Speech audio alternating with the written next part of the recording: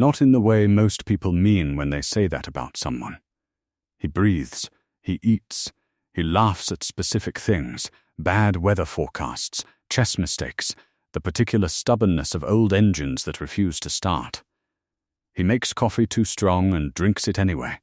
He has a scar on his left hand from something he has never explained, and a habit of going still when he hears a car slow down outside, that you have been watching since you were 4 years old. He exists completely, physically, entirely, in every room he enters.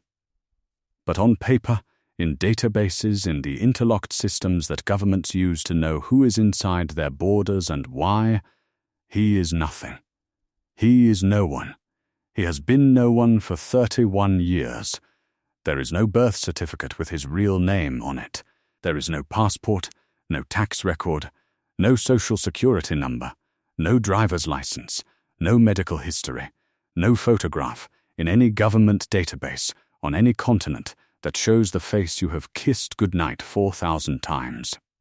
Interpol has a file on a name, not his name, a name he used for 8 months in 2003 before he shed it the way a snake sheds a skin, completely and without looking back. The CIA has a fragment, a partial voice recording from a phone call in Zurich in 2009, 17 seconds, the voice distorted beyond reconstruction.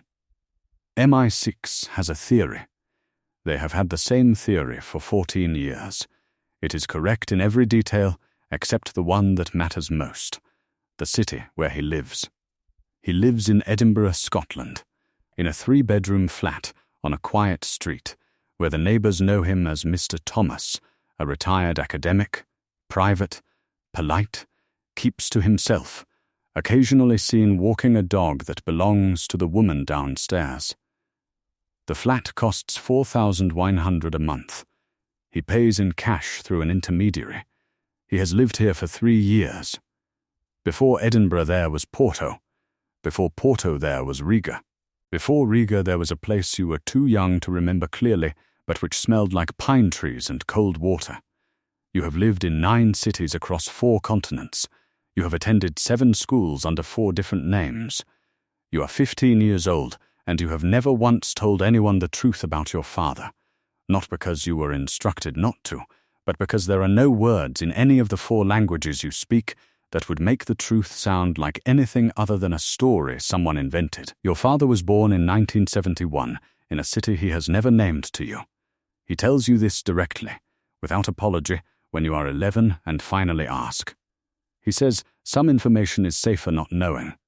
He says this not as a threat or a mystery, but as a practical fact, the way he says most things, without ornamentation, without drama, with the specific economy of a man who has spent 30 years choosing every word as carefully as every root.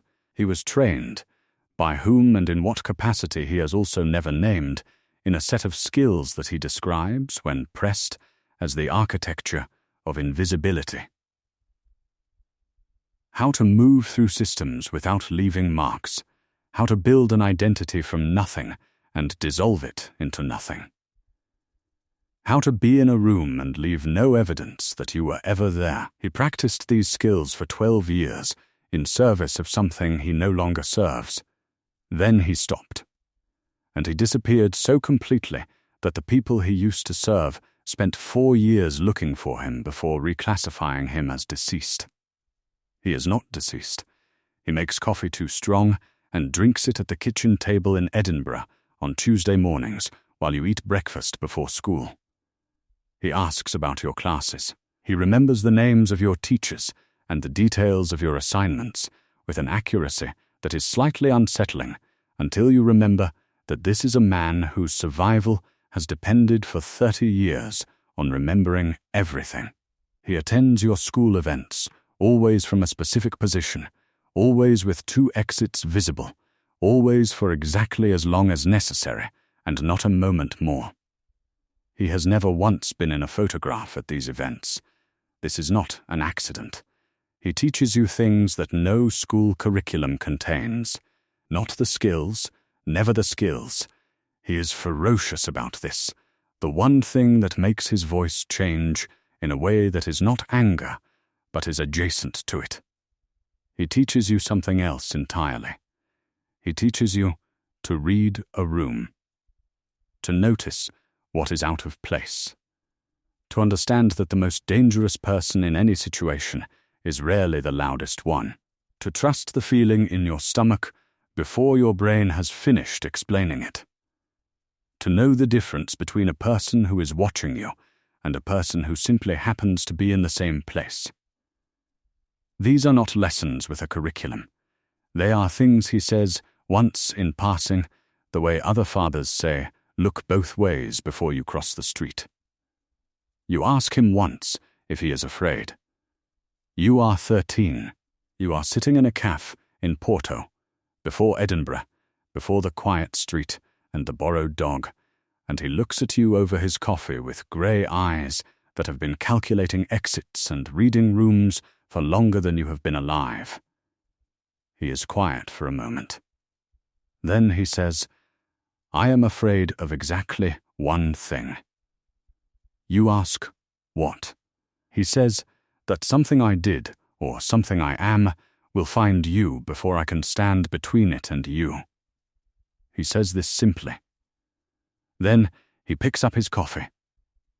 Then he changes the subject to the football match on the television above the bar with such complete naturalness that a person watching from outside would think the previous exchange never happened. You are 15 now.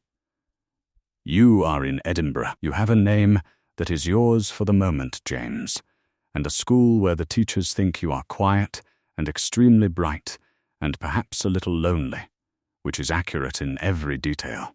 You have a life that looks, from the outside, like a slightly reserved boy doing well at a slightly rainy school in a slightly grey Scottish city. From the inside, it is completely different. From the inside, you are the son of the ghost, the man 31 years of combined government intelligence has failed to find, and you have inherited from him, without asking, the specific quality that makes him impossible to catch. You know how to be in a room and leave no evidence you were ever there.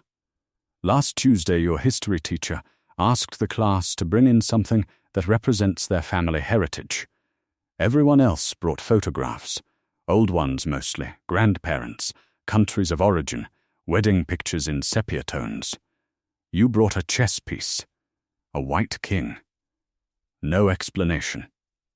Your teacher asked what it represented. You looked at her for a moment with grey eyes, your father's eyes, the only thing he gave you that appears in any photograph, and you said, my father always said the king is the most important piece on the board. Not because it is the most powerful, because everything else exists to protect it. She wrote excellent, thoughtful response in the margin of your assignment. She has no idea that somewhere in this city, 3 miles from this classroom, in a flat on a quiet street where the neighbors know him as Mr. Thomas, the king is sitting at a kitchen table, drinking coffee that is too strong, watching the street below with grey eyes, keeping count of everything, protecting the only thing he has ever built that he could not afford to lose. You.